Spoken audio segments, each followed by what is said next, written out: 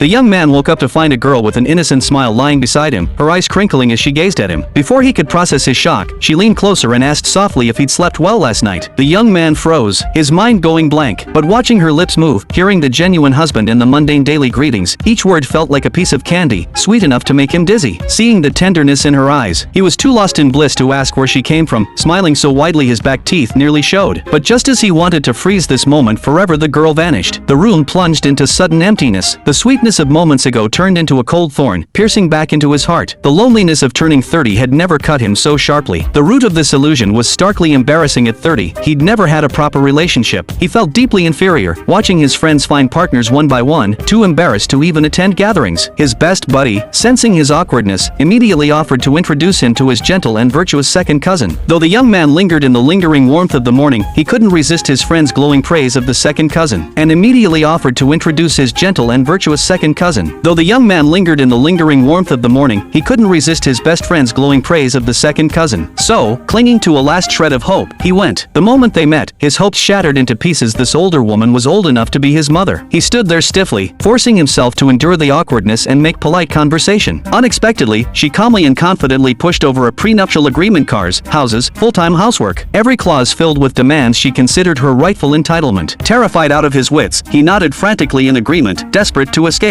To his shock, the woman took his nod as consent and immediately urged him to go register their marriage. Though taken aback by her age, he consoled himself with her decent looks and the fact that his best friend had arranged the match. Steeling his resolve, he smiled and agreed, unaware he'd walked into the wrong room. That afternoon, he shyly shared the good news with his best friend. The friend beamed with joy, about to cheer, "We're family now." But before he could finish, the real second cousin slowly approached them. Her pure, innocent appearance mirrored the vision from his morning dream. For a moment, all three men at the table froze in utter shock.